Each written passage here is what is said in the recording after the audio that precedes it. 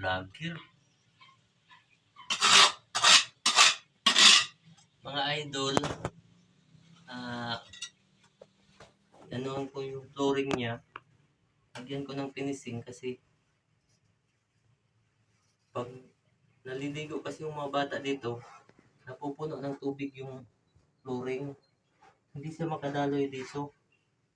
Kaya ang ginawan ko ng paraan, lagyan ko ng Dagdag. flooring para tuloy-tuloy yung tubig papunta dito, hindi siya mag-stuck dito sa kalagitnaan ng flooring.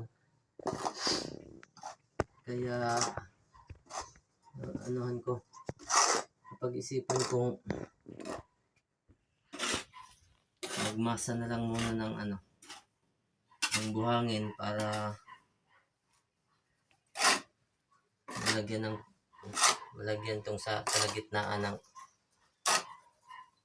simento para hindi na magtambak yung tubig sa gitna. Hindi ko lang alam kung tama ba itong timpla ko, basta inisip ko lang na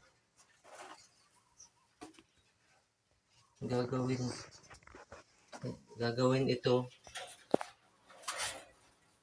ako lang, kasi kung magbabayad pa ako, wala akong pambayad. Ayan.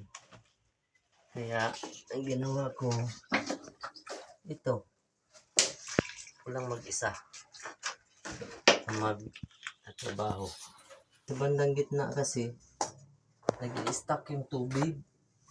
Mali kasi yung pagtrabaho, kasi pinatrabaho ko nga, kaya lang hindi naman tama yung paggawa. Kaya ang gagawin ko,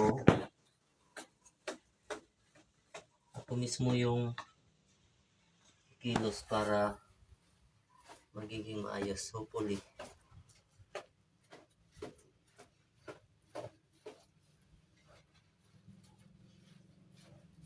Tuwan ko lang, tama ba itong gagawin ko?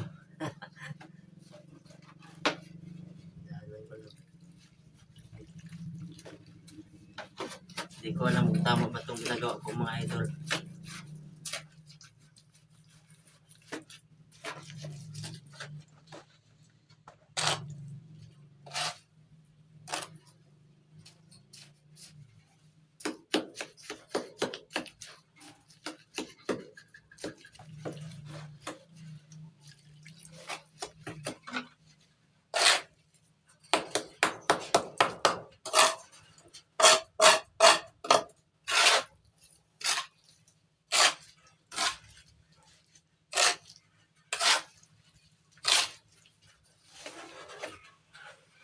Nanala yung kamay ko. Bigat. Kasing yung idol, kasing siubil. Walang pala. Palitan lang yung gamit ko.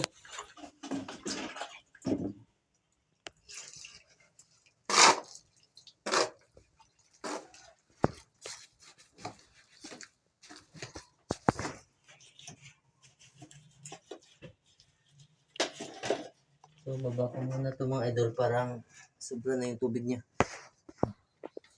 Okay, excuse muna.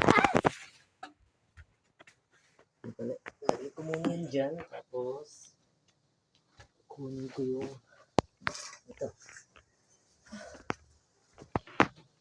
Nangangala yung ko, mga idol.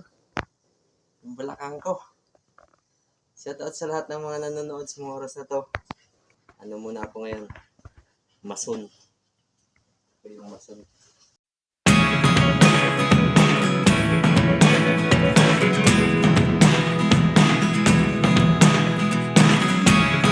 Never really know what's going on.